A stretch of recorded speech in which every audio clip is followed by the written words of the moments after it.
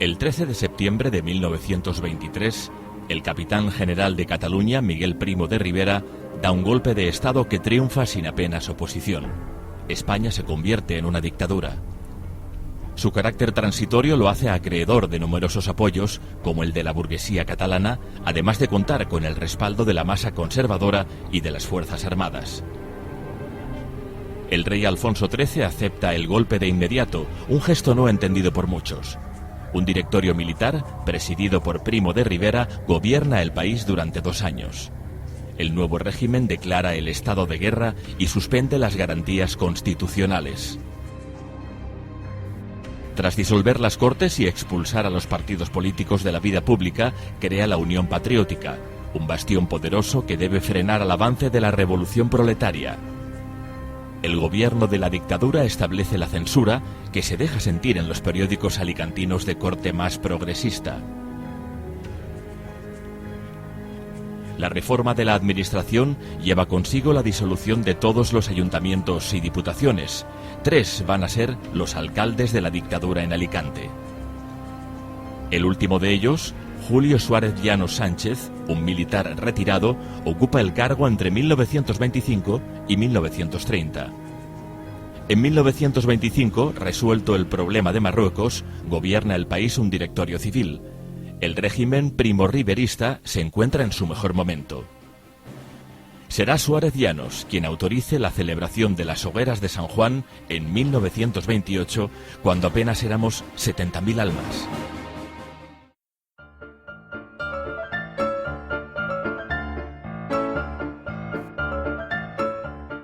Sigamos de nuevo el recorrido al hilo que marcan los acontecimientos.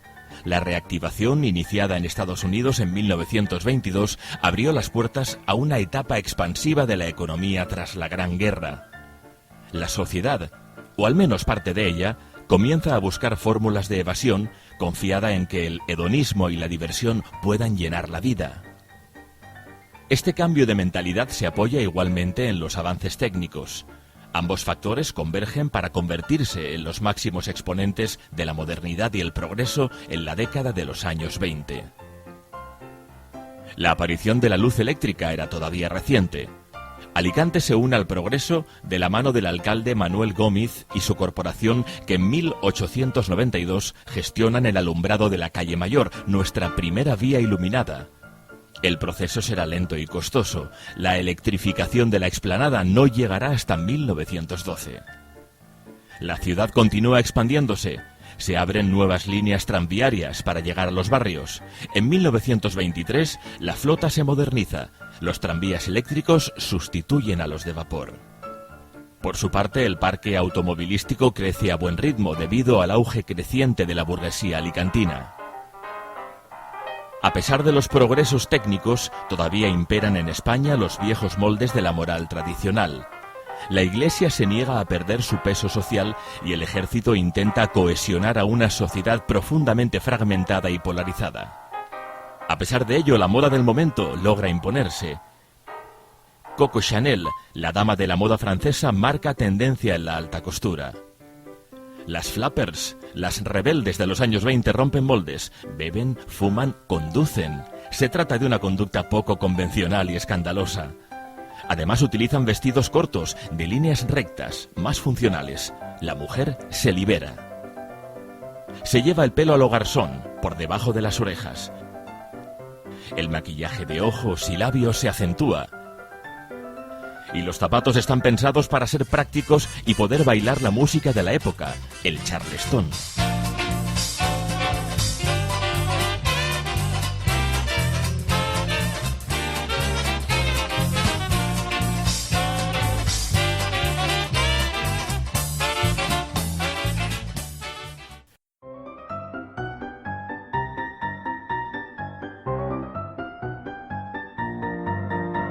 ¿Qué mejor que el cine para inmortalizar esta nueva forma de vida?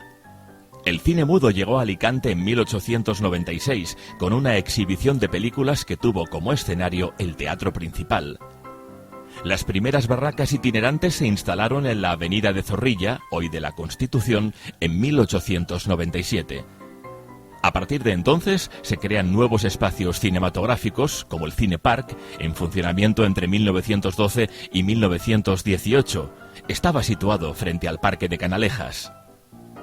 El Central Cinema, antiguo Salón Novedades, se inaugura en 1923 en el Paseo de Méndez Núñez, aunque se tiene noticia de que en él se proyectaron breves secuencias con paisajes de la provincia en 1902. Este mismo año se produce la llegada del fonofilm, creado por el ingeniero Lee de Forest. El cantor de jazz marca un antes y un después en la cinematografía mundial. Las nuevas salas de cine se adaptan al sonoro. El Ideal Cinema finaliza sus obras en 1924. Es la avenida de Zorrilla donde todavía se encuentra.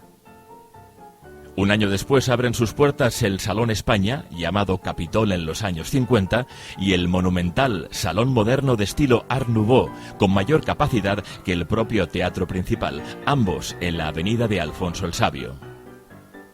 El cine se convierte desde el principio en un espectáculo de masas y en una de las manifestaciones culturales más importantes y de mayor trascendencia de todos los tiempos.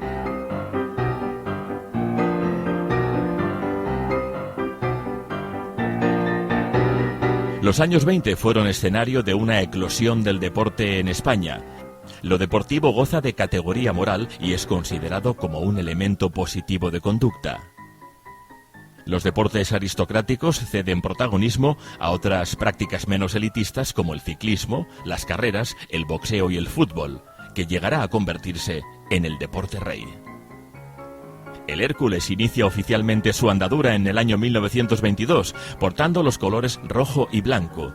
En el campo de la Florida viste por primera vez su actual equipaje, que toma del desaparecido Club Natación de Alicante en 1928.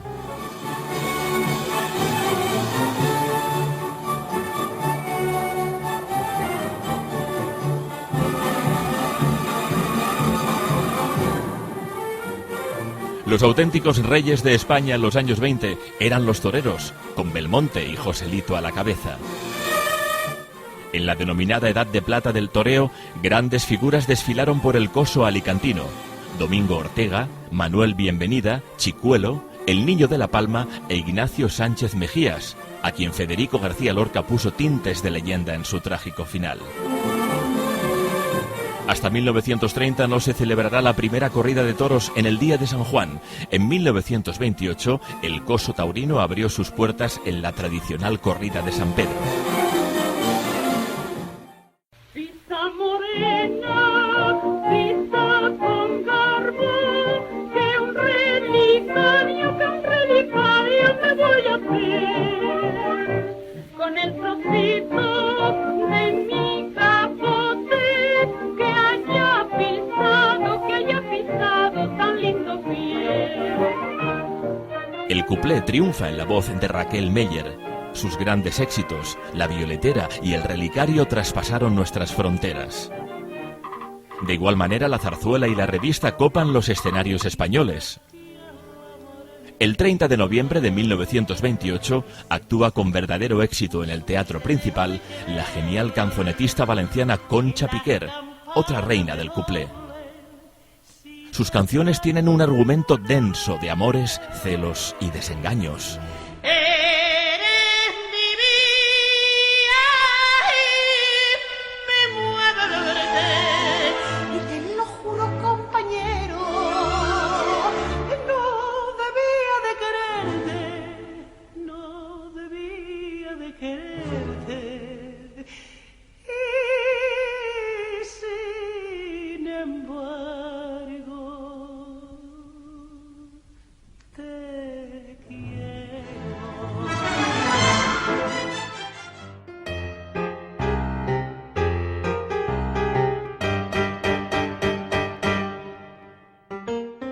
En lo que respecta a la educación, a principios de los años 20 las escuelas públicas son escasas en Alicante y sus instalaciones no reúnen condiciones.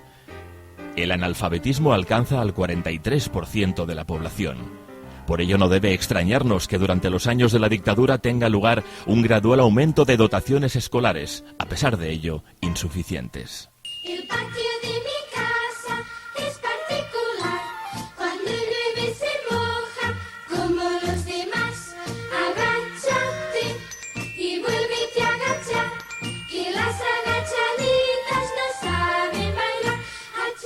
La huella que deja en la ciudad esta intensa labor se refleja en la construcción del Colegio del Paseo de Campoamor, que toma el nombre de Primo de Rivera. Las obras se ejecutan entre 1927 y 1928. Sin embargo, son las escuelas de confesión católica las que experimentan un mayor incremento. La mayoría entra en funcionamiento entre 1924 y 1930.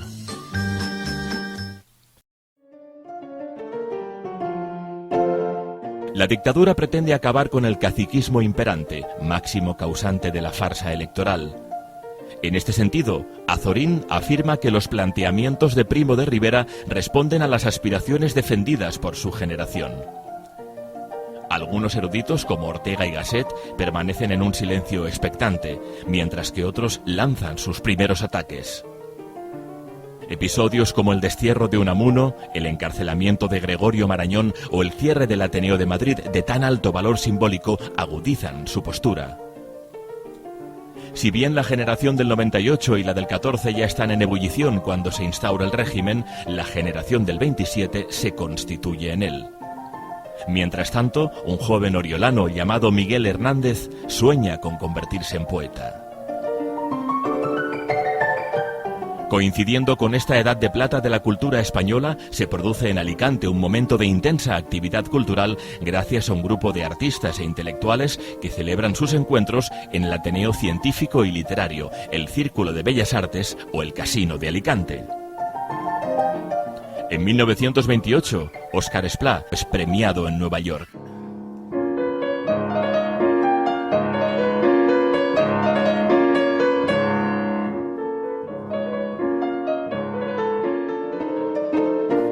Es en el Ateneo donde se origina una pequeña cultura de tertulia, como muestra esta fotografía, donde aparecen Emilio Varela, pintor, Eduardo Irles, literato, Francisco Guardiola Ortiz, lotero, hermano de José, presidente del Ateneo, Daniel Bañuls, escultor, Franklin Albricias, político.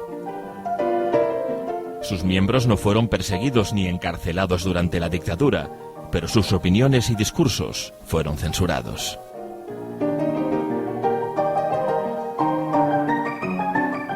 El periodo de la dictadura estuvo marcado por la prosperidad económica y una férrea disciplina impuesta en el mundo laboral que dan como resultado una estabilidad social mayor que la precedente. A partir de 1920, la economía alicantina se decanta por la industria, representada desde tiempo atrás en la fábrica de tabacos.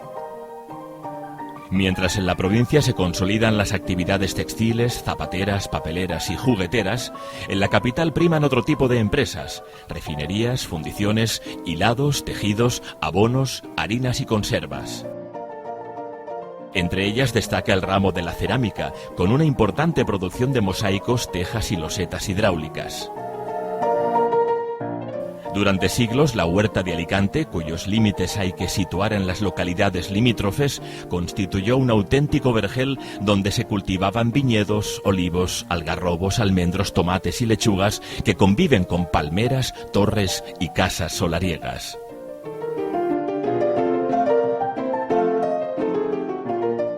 Es en la dictadura cuando se ponen en marcha numerosas obras públicas, cuyo fin no es otro que modernizar la anticuada e insuficiente red de comunicaciones.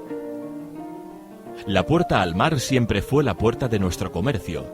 Por ello, el puerto de Alicante ha ido sufriendo continuas ampliaciones de diques y muelles en la mejora de sus infraestructuras.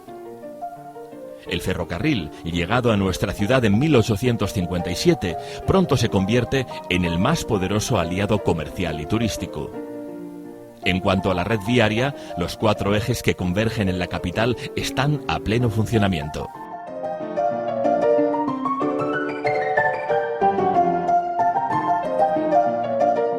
El derribo de las murallas, comenzado en 1858, había permitido la apertura al mar de la ciudad a través de 3 paseos marítimos.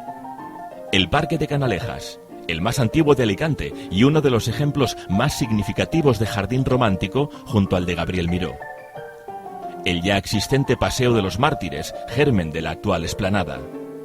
Y el Paseo de Gómez, junto a la playa del Postiguet. En ella llegaron a instalarse 11 balnearios, 4 fijos y 7 de temporada, necesarios para acoger a los 30.000 bañistas procedentes de Madrid en el célebre Tren Botijo. Desposeída de sus murallas, Alicante crece extramuros, pero no es hasta 1897 cuando se inicia el gran plan del ensanche que permitirá urdir de forma ordenada la trama urbana de la ciudad y la conexión de los barrios antiguos con los nuevos. El proyecto se prolongará a lo largo de varias décadas.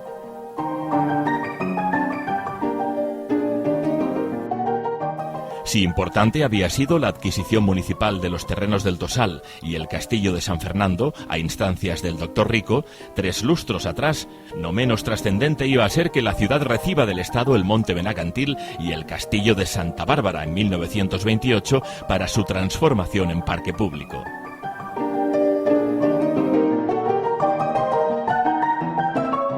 Alicante ya contaba con inmuebles a la altura de una población comercial y próspera, pero la ciudad burguesa va a revestirse de mayor suntuosidad en los años 20.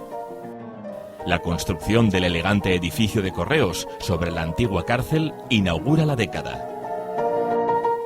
En 1921, la Junta de Obras del Puerto habilita la nueva lonja de pescados con elementos arabescos. Completa la lista el Mercado Central de Abastos. Pero será en 1923 y en 1931 cuando se ejecuten los proyectos más emblemáticos. En ellos dominan los esquemas clasicistas de aires afrancesados. La imponente Casa Carbonell, frente al puerto, es su máximo exponente. La de Socorro, el gobierno militar y la central telefónica completan la fisonomía de la calle Zorrilla. La Diputación Provincial y el Hospital Provincial cierran al final de la década esta pequeña explosión urbanística marcada por las formas clásicas, alejadas, en su mayoría, del Art Déco, del movimiento moderno y de las vanguardias imperantes en Europa.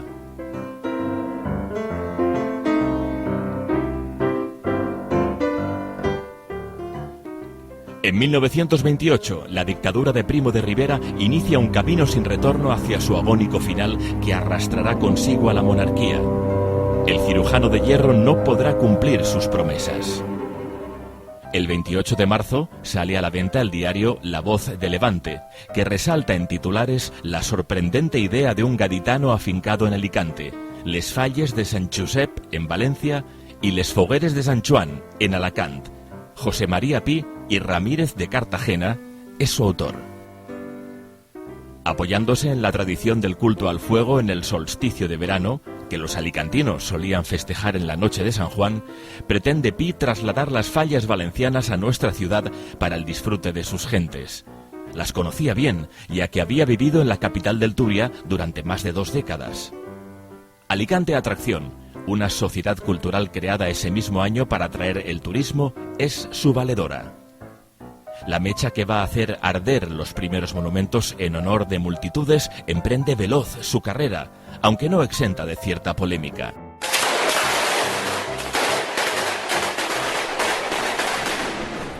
En el mes de junio, Alicante celebra las hogueras. Todo es júbilo y expectación. El pueblo se tira a la calle, se evade de penas durante 2 días y comparte las mismas ilusiones en torno a 9 sueños de cera y cartón que arden por primera vez en la noche del día de San Juan. Entre la multitud, un joven artista de Benalúa, llamado Gastón Castelló, disfruta de su primer éxito, sin saber todavía que su nombre será grabado con fuego en el pódium de la inmortalidad.